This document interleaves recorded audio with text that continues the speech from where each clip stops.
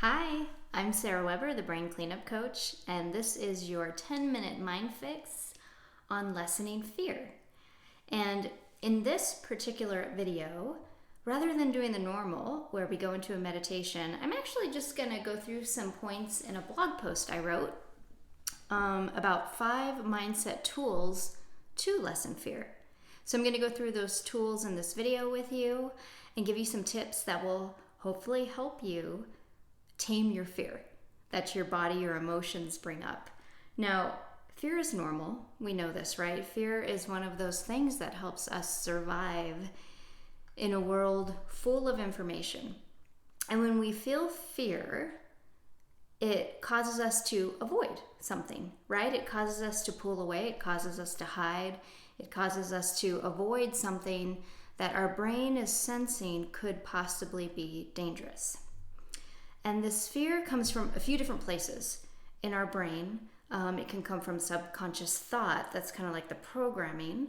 We also have a couple these little structures in our brain called the amygdala. They look like almonds, and they're kind of considered the fear center of our brain. And then we have like the adrenal glands that are above our kidneys that release adrenaline and cortisol that kind of puts us into that fear mode, that ticked up fear mode. So it's a dynamic process in our body.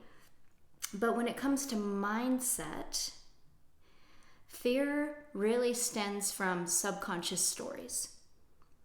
And getting into our conscious mind can help us tamp down that fear, or at least just recognize when the fear is irrational and not necessarily happening in a moment where we truly need to be fearful. So here are my 5 mindset tools that I will share with you to help you hopefully lessen the fear that you feel. So my first one, this is going to be a surprise to everyone, meditation. And the reason that meditation is so powerful to help you eventually, and meditation is like a long-term exercise, right? It's a long-term skill to develop. But the reason that meditation is so powerful is that it helps to train our brain and focus.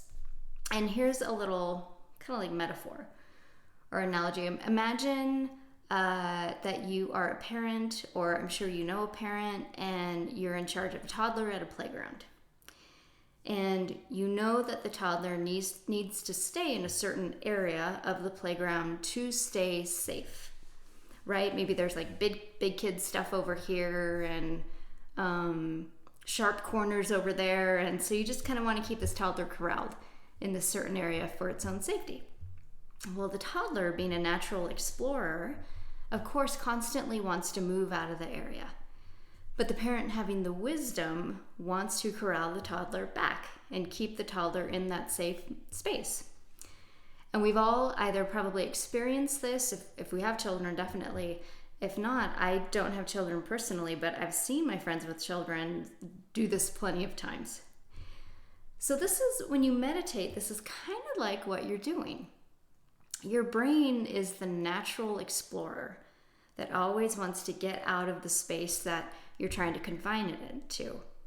And the point of focus is kind of like that confined area, right? That area of safety. And in meditation, we're constantly bringing the toddler, or bringing that brain that just wants to constantly go off and explore, go down the rabbit holes of thought. We're bringing it back into a focused area. And that is the power of meditation and being able to bring yourself back into a focused, mindful area. And when you can do that, it's like you're wrangling the toddler and putting them back in a safe space. You're wrangling your mind, you're bringing it back into a safe spot rather than wandering out into all the fearful story that's surrounding that area of focus. So there was tip 1, meditation. Number 2, role playing. Not that kind of role playing, you do you, whatever. But this role playing is allowing yourself to step into the shoes of someone else through your imagination.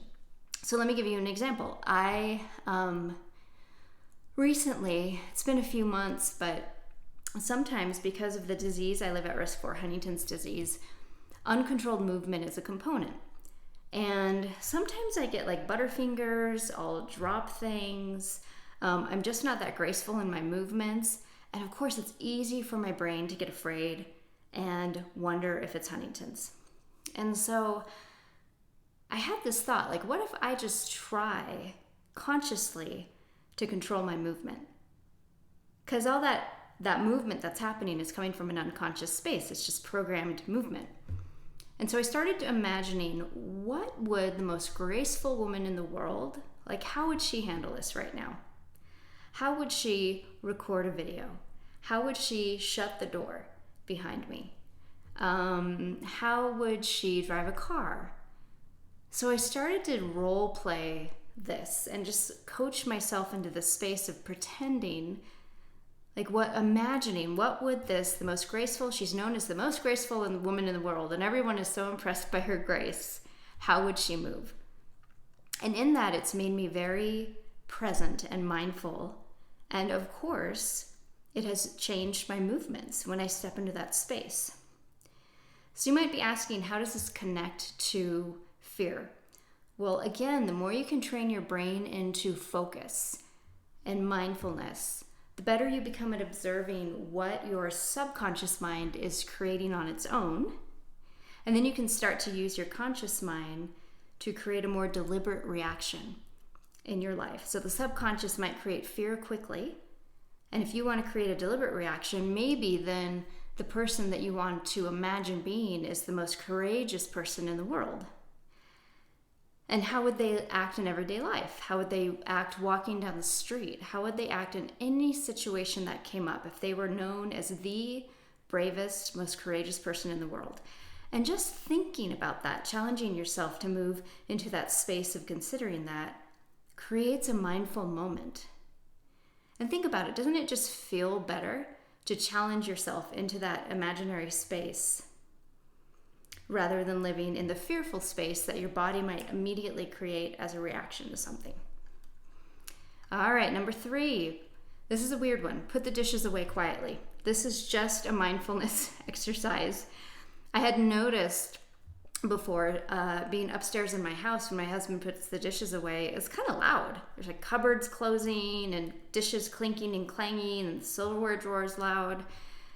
And so I challenged myself when I put the dishes away to do it as quietly as I can. Now, there's no way to put the dishes away completely quietly. You'd have to be like the sloth in Zootopia, that kind of movement, that slowness. But still, just thinking about that creates a mindful moment. And again, the more skilled you become at mindful focus, the better you get at controlling your mind, which is where fear first begins, is up there in your noggin. And so when you become skilled at being mindful, the fear may arise, but you can catch it in the moment and then do something deliberate afterwards rather than just giving into the fear. Number 4, see your brain as a storyteller. So fear comes from your brain, and usually what comes right along with fear is a story. You start projecting what you think could happen. But here's the thing about a story. It could come true. It could not come true.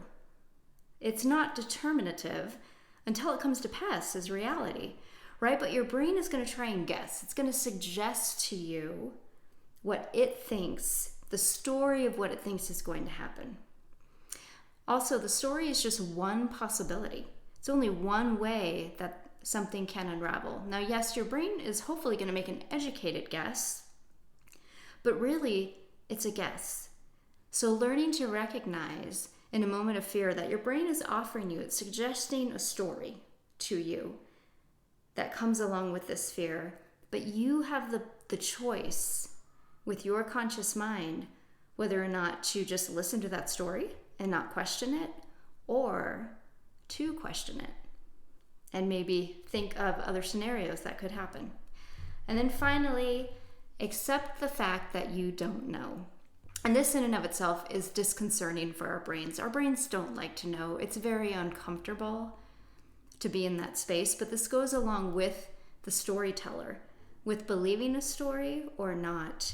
That story is exactly what it is, a story, right? It's made up words, images by your brain that your brain is offering you. You truly don't know what is going to happen.